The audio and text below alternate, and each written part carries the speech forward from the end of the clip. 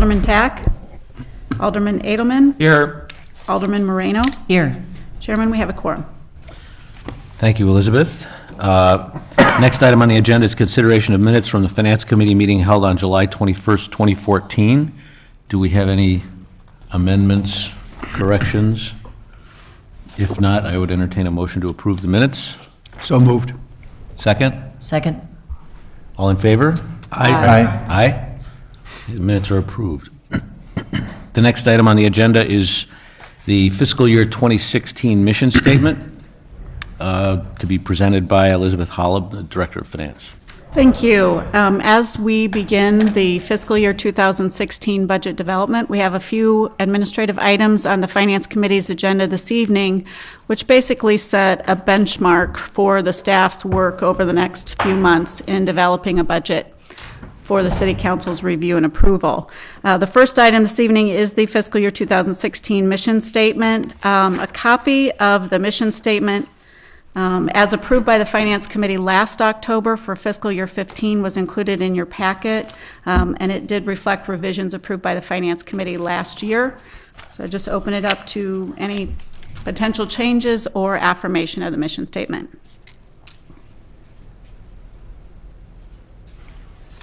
If there are no recommendations to alter the mission statement, I would entertain a motion to approve it. So moved. Second. All in favor? Aye. Okay, motion carries unanimously. Next item is fiscal year 2016 fiscal policy, also presented by Elizabeth Holub. Thank you. Also included in the budget development process is review and approval of the fiscal year 16 fiscal policy. Proposed revisions to the current fiscal policy were included in your packet in red line form. There are 4 minor adjustments, none of which would change current practice of the city, but either clarify or provide additions to reflect certain aspects of budget development. Briefly, the first item is on page 3 of the fiscal policy. And it was a recommendation of the auditors to include reference to other post-employment benefit costs, or OPEB, with the pension plan provision in regards to the city's confirmation that they fully fund annual obligations for those pension obligations. Next, on the same page at the bottom under operating costs, we have been this year updating a cost allocation study that was done in 2004 and is used to allocate administrative costs budgeted in the general fund to other operating funds of the city. And in the process of going through that, which we'll be presenting to the City Council during budget deliberations, we noted that that policy was not reflected in this document. So we've just added a provision reflecting that we do go through that process and use the cost allocation study to allocate the administrative costs out. The next item is on page 6 of the fiscal policy. It's under the grant provisions. We will be implementing administrative policies to reflect requirements that were approved by the federal government earlier this year. And so in advance of that, the auditors recommended this third bullet point related to the city's current practice that we review any grant requirements of a granting agency and understand those grant requirements before executing or entering into the grant agreement. And that's just kind of a predecessor to a more detailed policy and procedure document that will be prepared and developed later this year. And finally, the last item is on page 7 of the fiscal policy. The city's current investment policy was approved in 2004. We believe it's time for a review and update of that investment policy. And so anticipating that there will be a revised investment policy coming before the City Council for approval at a later date, we simply added language indicating that although we're currently under the 2004 policy, we would adhere to any further revisions approved by the Council at a later date. Those are the adjustments. I'd be happy to answer any questions, or you may discuss other changes. Any questions, comments? No? Probably good to revisit the investment policy every decade or so. So so that's a good suggestion. I would entertain then a motion to approve the 2016 fiscal policy as modified. So moved. Do I have a Second. second? All in favor? Aye. Any opposed? Okay, motion carries. The fifth item on our agenda is the consideration of the fiscal year 2014 Treasurer's Report, which Elizabeth will also present. Illinois compiled statutes require the city to prepare, file with the county and city clerk, and publish in a local newspaper an annual treasurer's report. There is a prescribed format to it. That document has been included in your packet for review. It is also included on the city council agenda this evening, just to receive both finance committee and city council affirmation of receipt of the document, and then we are scheduled to publish that in the Lake Forester on the 30th of October. Elizabeth, I have one question. I noticed the expenditures are listed alphabetically while the compensations are grouped from lowest to highest salary. And it was just a little tedious going through the expenditures and kind of searching for those more costly ones. And do we ever group those in terms of amounts as well, or is that just? It's fairly easy to do. We import this into Excel, and so we combine it in this fashion to reduce the costs associated with publication. But a document on the website, for instance, could sort that in a different order. If that would be the desire of the Finance Committee, we could do that. I don't know how the rest of the committee feels, but it would just, I think it'd be nice to be able to more easily find the higher expenditures rather than searching through alphabetically and coming across something going, oh, that's probably a big one, Sure. And Sure. so, But I think the ability to sort, regardless of what you might be looking for, is just a wonderfully transparent tool that's very useful. I mean, on the other hand, we do have a budget that duplicates all this information, right? I mean, this is just another presentation of all the financial information, and it's required by the state. It's sort of a formality. Right. So it's not really a working document. And so, it's not something we use, at least from my experience, it's not something I use to refer to very often. I don't think we should perseverate over it, if that's the right word. What's that? I said, I don't think we should perseverate over this whole treasurer's report. I can look that word up. I gotta, Sure, yeah. Maybe I just made it. My wife accuses me of making up words occasionally. That could have been one. Yeah, right, yeah. okay, well, Anyhow, I've never considered it to be a big thing. How about right. that? Yeah. Is that what that Yeah, word that's is? right, yeah, yeah, right, yeah. Okay, well, all we're doing here is acknowledging receipt, so I don't think we have a vote. Is that correct? We just are receiving it, and then we actually vote on it in the city council meeting later. So, other comments before we move on to the next agenda item? We don't have to vote to acknowledge the receipt, do we? Okay. Sixth item on our agenda is the 2014 property tax levy estimate. Once again, I will hand it over to Elizabeth. We have begun the process of preparing the 2014 property tax levy. This item, simply for information only, provides you a schedule of review and consideration of that over the next several weeks. In accordance with the Truth in Taxation statute, the city needs to estimate its aggregate levy no less than 20 days before considering the ordinance. So the schedule we've set forth is that the tax levy estimate would be considered on November 3rd. First reading of the tax levy ordinance on November 17th. If a public hearing is required, notice of that would be published on November 20th, and then on December 1st, the city council would hold a public hearing if required and consider final approval of the tax levy ordinance. And I just noted for your information, as we go into this process, the tax levy cap applicable this year is 1.5%. So very small growth in the tax cap for this year. So that is just informational. I'd be happy to answer any questions.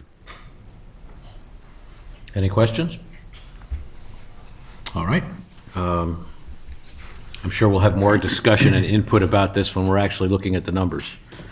The seventh item on our agenda is School District Special Service Area Administration. This is also just a discussion item, but Bob Kiley, would you enlighten us? Sure. Thank you, Mr. Chairman and members of the Finance Committee. This really is a follow-on to the tax levy discussion, and this began about a year ago when some residents as well as some members of the City Council talked about the SSAs that were in place between, well, actually that the city put in place on behalf of School District 67 back in the 90s when they were doing some expansions to their various facilities. There were some real questions in terms of the revenue that was being thrown off by these SSAs, as well as the impact that those developments were having actually on the schools themselves in terms of the total number of school-aged children that were generated by those respective developments. Over the course of about the last 12 months, members of the City Council, Mayor have been meeting with representatives of School District 67 to see if we could come up with an amicable solution to this, to get rid of the SSAs, but still appreciate or understand some of the financing requirements the school district had, because they did issue bonds for some of those school improvements at that time. I'm happy to report that we have reached, I think, an understanding or agreement, and working with the Director of Finance and the City Attorney, we'll probably be bringing to you, or we will be bringing to you, but probably at the November 13th meeting or 17th meeting, a resolution that closes out the SSAs, that also deals with a couple of accounting issues that pertain to a previous intergovernmental agreement that the city and School District 67 had on revenue sharing and so forth. So it'll clean up 3 or 4 of those items. So this was prompted by conversations over a year ago, and I'm happy to report that we will be shutting them down before the next round of tax levy later this year. So I'll be happy to answer any questions. We don't have the resolution drafted yet. We'll be working on that over the course of the next 2 weeks. But we'll get something put together and make sure everybody sees it in advance of that November 17th meeting. Will there be an opportunity for us to get involved in it, or will it be a done deal when it comes to us, or what? We will absolutely have an opportunity to be involved in it, because you have to sign off on it. It will be a resolution that the council will have to approve, and then the School District 67 board will also have to approve it. Okay. Other questions? I think that's tremendous. Yeah, I know there's been a lot of conversation about this, and particularly within the 5 SSA districts. So hopefully this puts that issue finally to bed. Okay. Thank you. 8th item on our agenda is other business. Just pointing out that the flash report is attached here, and wondering if there are any questions or comments about that.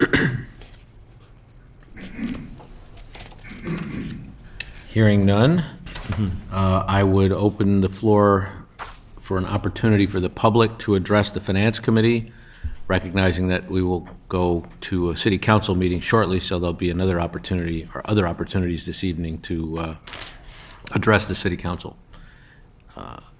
Any member of the public would like to speak to the Finance Committee? I have a question. Yes, sir. Why don't you step up, please, to the microphone and introduce yourself? Sorry for my mixed attire. I read my bike over here, my wife has the car. Does this show on the screen up there if I put a document? Can I wanted to address what Alderman Waldeck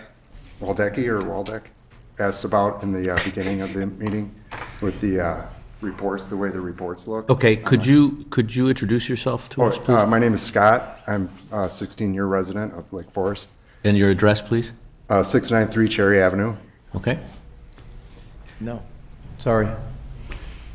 It's just I just have a question about the presentation of the documents online.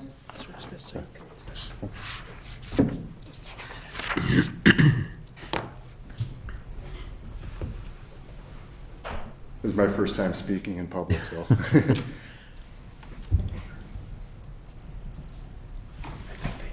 Okay. Okay. Could you give us your last name as well? MacArthur, M-A-C Arthur. Thank you. I don't know if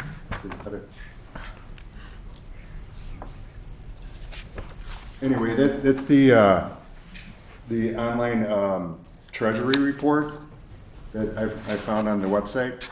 And this is what the alderman discussed, is that the everything is listed just alphabetically, and it's really hard to tell what we're spending our money on, so to speak.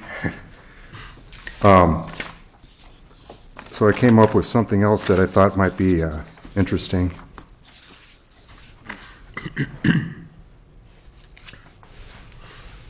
This is the same data as the original, except that I parsed everything into the actual items that we purchased, organized by, is there a way to enlarge this? Because I see that that's a little bit hard to. Well, we all have monitors here that we can see. Yeah, we can see it. Okay, And thanks. Okay, oh, that's much better. Yeah, that's good. Thanks. So basically, it's the same data that I found on the website. And what I did was I organized it by year. So this is 2013 is what we spent on each item. And then 2012, 2011, and then the 3-year running total. But this is the Excel spreadsheet that the CFO mentioned. I was thinking that over more towards the right, we could list the current budget amount for each of these items. And then this column would contain what we actually paid. And then I think this is what the alderman was getting after. Instead of organizing things by the amount that we spent, perhaps it would be better to organize it by department. well, just to explain what this document is, this is not our budget.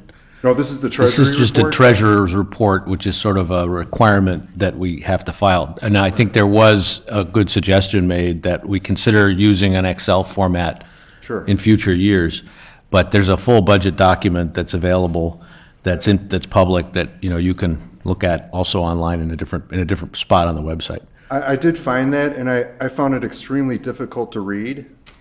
No offense, but I was told to add up the amounts on maybe 10 different pages out of the 100-page budget report.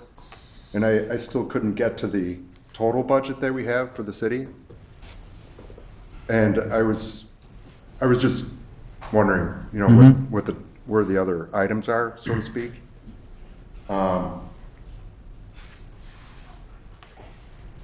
then, so in other words, to address what you just said, I'm hoping that we can blend the treasury report and the budget reports together perhaps in one document, so we can, say this is what we're going to buy, this is what we spent on it, something like that. Elizabeth, do you want to comment on that at all? The treasurer's report has a prescribed format, so to meet the requirement, it has the format it has pursuant to the requirements. Okay. The finance committee wanted additional financial reporting, wanted additional financial reporting available on the website or additional tables in the budget. We would be able to do that. It would just be a matter of deciding what information was presented and how. The budget, the current budget amount column, Mr. MacArthur, wouldn't work because we don't budget by vendor. We budget by account number or by type of, and so we may not use ABC Company every year for the same thing. It may change vendors. So that it would be difficult to fill in a current budget amount in this format, but there isn't anything wrong with putting trend information if that would be something important to the finance committee on what was actually spent by vendor. Sure. Because you're right, it is an Excel file, and so we can import and export and sort, and it's pretty easy. Sure. Okay. I just thought that since many of the items found in all 3 years might recur each year, so maybe, we could list some of the items that we are budgeting. Maybe not all, but some.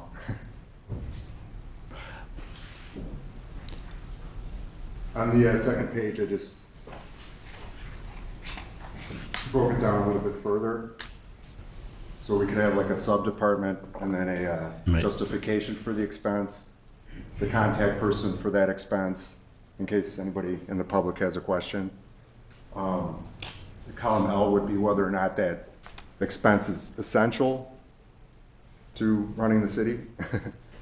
And then maybe a public vote. I was thinking that we could have like a voting mechanism where property taxpayers could vote on an item. And then column N, if there is a way that we could have a public debate about certain items, you know, at least discuss what they are and so forth. Well, let me just respond in a broader way. I think we talked here tonight, and your suggestion is also that we present this information in a more easy Sure. to use format, and I think that's absolutely something we These are just some should ideas. pursue. We have public hearings, you know, there is a public meeting to discuss every expenditure. And so there are opportunities for the public to address these things. There is not an opportunity for the public to vote on each line, each specific expenditure. That I don't think would be practical. Okay. But everything that is in this budget is reviewed, presented, voted on as a budget, and then is also voted on again when the actual expenditures are made for certain significant items, many of the significant items. Okay. So there really are many opportunities. It does involve the public paying some attention to what's going on, and being here at at the right moment. But but the entire budget package is on the website. So Okay. I'd like to make a comment too. I'd like to commend you on the amount of work you've done here in preparing this and the care you've taken and the interest you've taken. Sure. And I would strongly suggest that you contact the caucus. Okay. And end up sitting up here and working on it, quite frankly, eventually. Maybe it's boards and commissions first and then city council, but it's with the kind of effort that you've put into this, the kind of understanding you want, this is exactly what the caucus is looking for to get involved and keep an eye on the city. And we're all volunteers who term out eventually, so, but this is a great deal of work, and I applaud the effort. Welcome, thank you. I'm a programmer myself, so somehow I came across the Treasury report and yeah, well, if I it's could a little- certainly understand if you had the impression that this is how we run the city, I was, I could understand your concern if that's the. I'd like to echo Alderman Moore's comments too. It's quite a job you've done, and thank you for bringing the point to our attention. I think most of us up here understood that Elizabeth's treasurer report was to try and compress the information into as small a packet as possible and comply with the statutory reporting requirements and get it out there Right, and be legally compliant.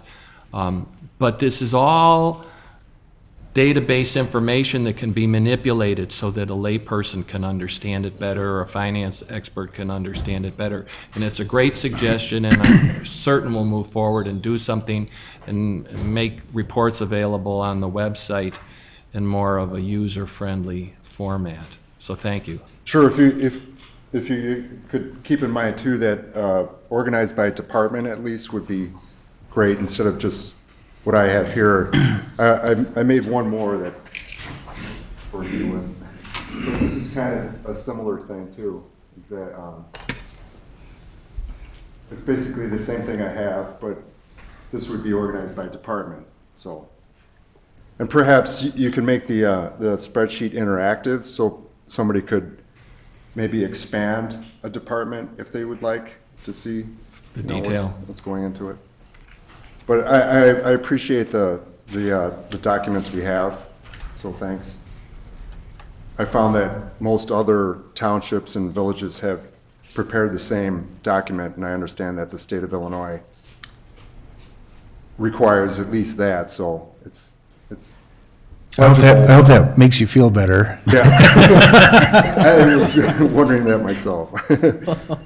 Mr. Chairman, before. Bob, would you like to comment? Yeah, well, before Mr. MacArthur leaves, I just want you all to understand that Elizabeth and I and others in the staff have been having communications with Mr. MacArthur. And I think what we have tried to articulate to him is that we have, as you know, a lot of financial information out there. What's presented right now is either based on like legal requirements, like the treasurer's report, or what the city council has asked us for data. We have to be careful that we don't start recreating financial information for every resident that contacts us and says, well, I'd like to see your information in this format or that format, because Elizabeth and her staff would be doing nothing but creating reports for residents. And we try to the extent that we can, have the data out there, as Mr. MacArthur has shown, to manipulate it the way that they want to do it. But I would certainly say if he wants to leave a copy of this material with the council now, and the council feels that it's a good format, you'd like to see that, we're happy to do that. But these reports are for you and for your purposes, and we want to make sure that we're being directed by you to prepare these reports, and that we're just not off creating reports for all the residents of Lake Forest, if that makes sense. So if you want to leave the copies with us, Sure. We'll certainly get them to the council and to the chairman of the finance committee, and we'll look at that. Okay, should I just hand it over to? You can hand it to me. Okay. That's fine. Thank you. Welcome, thank you. Are there any other members of the public that would like to address the Finance Committee? Hearing none, I would entertain a motion to adjourn.